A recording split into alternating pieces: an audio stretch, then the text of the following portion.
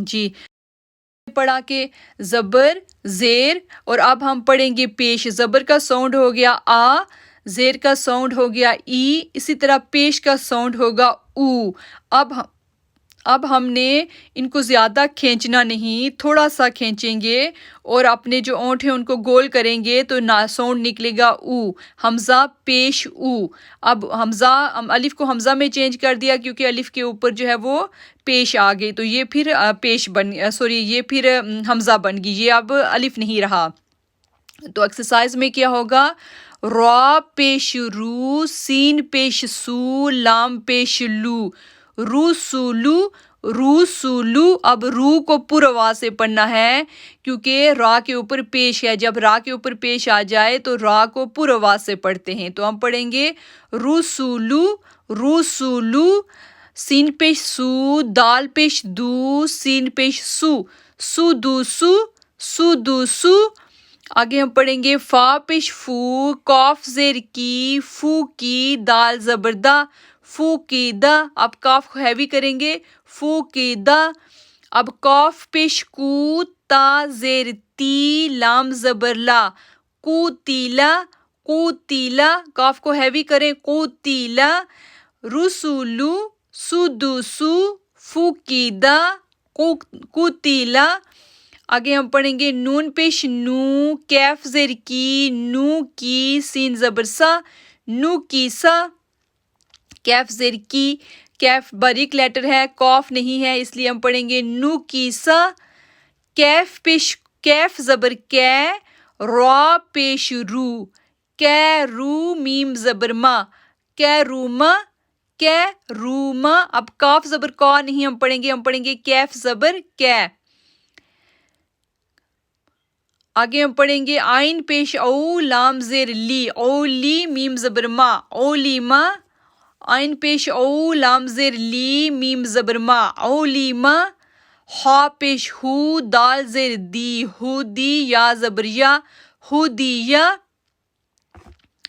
آگے ہم پڑھیں گے صاد پیش سو، ہا پیش ہو، فا پیش فو، سو ہو فو، سو ہو فو۔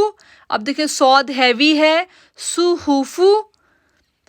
وو سی آ، واو پیش وو، سین زیر سی، آئین زبر آ، وو سی آ۔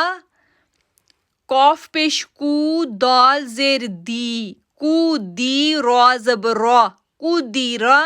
کاف ہیوی ہے، را کے اوپر زبر ہے، پور آواز سے پڑھیں گے کو دی را، کو دی را۔ نون پیش نو، صاد زیر سی، را زبر را، نو سی را، نو سی را۔ اب دیکھیں صاد کو ہیوی پڑھنا ہے تو ہم پڑھیں گے نو سی را، وو سی آ، کو دی را، نو سی را۔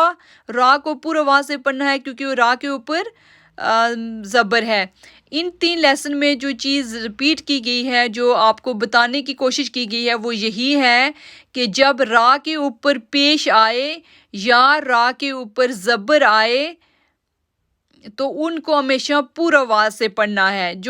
باقی تو آپ کو پتہ ہی ہے کہ حمزہ زبر کا ساؤنڈ آ ہے، زیر کا ساؤنڈ ای ہے، پیش کا ساؤنڈ او ہے۔ ان کو زیادہ کھینچتے نہیں، ان کو جو ہے وہ جلدی سے پڑھتے ہیں۔ اگر ہم ان کو کھینچیں گے تو یہ مد اصلی والے رول میں چلے جائیں گے۔ جو بتانے والی بات ان 3 لیسن میں کی گئی ہے وہ یہی ہے کہ جو الف ہوتا ہے اس کے اوپر اگر کوئی حرکت آ جائے تو وہ حمزہ میں چینج ہو جاتا ہے۔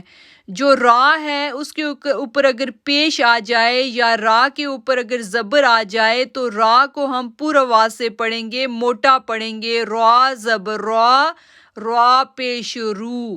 اور اگر را کے نیچے زیر آ جائے تو ہم پڑھیں گے را زیر ری، را زیر ری۔